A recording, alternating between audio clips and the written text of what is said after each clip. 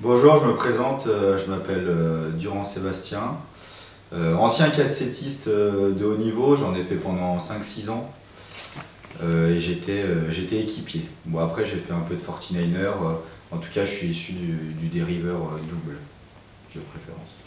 D'accord. Bon, j'ai quelques questions, Sébastien, à te poser, donc, Allez-y. comme pratiquant. Donc, pour toi, quels sont vos critères de réussite pour faire un bon empannage?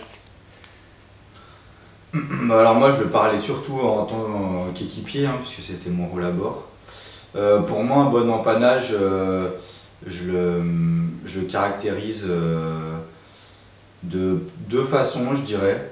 Un bon empannage, pour moi, c'est un bateau qui va rentrer sur une contre-gîte et qui va ressortir sur une petit degré de gîte. Donc là, on va parler plutôt d'assiette en latéral.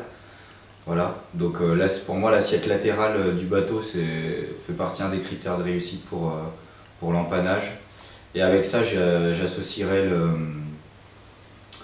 les angles de sortie, d'entrée et de sortie du bateau par rapport au vent.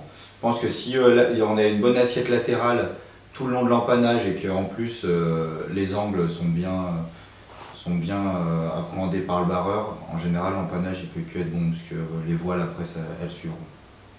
Donc, d'accord. Voilà. Et De là je le visualise sur le bateau, surtout avec la vitesse du bateau en entrée et en sortie, en faisant en sorte que le bateau ne perde le moins de vitesse possible en entrée et en sortie d'empannage. d'accord.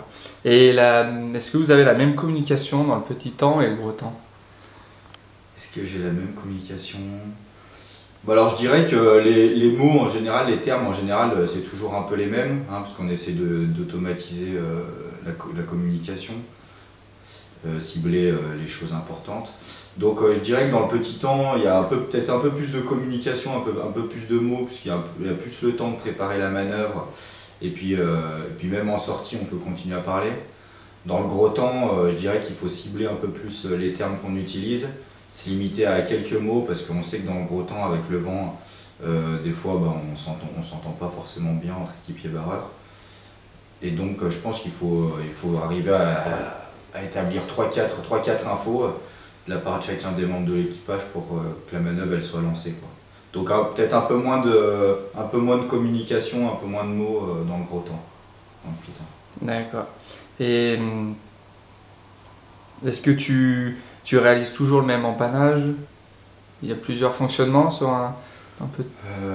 Bah, c'est sûr qu'entre un empannage titan, gros temps, au médium, il y a des différences. Après, je pense que dans l'idée, l'empannage et les gestes sont toujours les mêmes, hein. Comme je disais, il faut essayer d'automatiser les gestes à bord. Par contre, en revanche, je pense que chaque empannage est différent, puisque on sait que la mer, les conditions de mer, c'est pas une donnée, on va dire, comment dire, sûre, hein.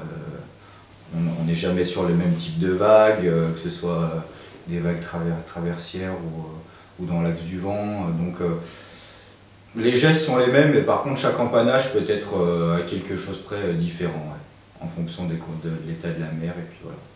D'accord. Est-ce que la communication est-elle efficace au début et à la fin de la manœuvre? Ah bah là, ouais, en général, là où il y a le plus de communication, c'est clair, c'est en début de manœuvre. Donc que ce soit l'équipier ou le barreur, comment s'organiser à bord. On va se dire, bah, suivant comment on est par rapport à la flotte, s'il faut croiser devant, peut-être sortir, je sais pas, plus haut, plus bas, pour croiser avec certains bateaux. Donc l'essentiel de la communication, elle se fait avant. Pendant la manœuvre, je pense que ça sert à rien d'essayer de se dire quelques infos, parce que on sait par expérience que à partir du moment où la manœuvre elle est partie, je veux dire, les gestes ils sont automatisés, donc ça sert à rien d'essayer de rectifier quoi que ce soit, parce on risque de foirer la manœuvre. Et après, si après on peut faire un petit retour, mais je pense que la communication elle se fait avant, ouais, surtout. D'accord. Et sur les empannages, t'attends quoi de ton barreur? J'attends quoi de mon barreur? Le déclenchement, Parce que bon bah moi je suis devant donc je me retourne pas pour voir à quel moment il va tirer ou pousser la barre selon quel côté elle est. Mais donc ouais, ce que j'attends c'est que à partir du moment où, si imaginons que ce soit moi qui, puis pour mon cas c'est moi qui informe mon barreur du moment où on va empanner, ou parfois lui même d'ailleurs. J'attends que moi je sais à bord quel signe me fait partir, c'est à partir du moment où il met le pied de l'autre côté, il fait contre-jeter le bateau et là c'est parti. Donc j'attends voilà, j'attends ce moment-là de mon barreur pour partir. Donc j'attends que le signal pour déclencher la manœuvre soit toujours le même. Et puis après l'angle de sortie. Parce que l'assiette on va le faire à deux pour revenir à la première question. Mais l'angle de sortie, ça c'est essentiellement le barreur qui va le gérer. Avoir un bon angle de sortie pour que je puisse établir mon spi et puis pour que tout de suite le bateau il redémarre et accélère. D'accord, bah merci Sébastien. Bah de rien, ça fut un plaisir.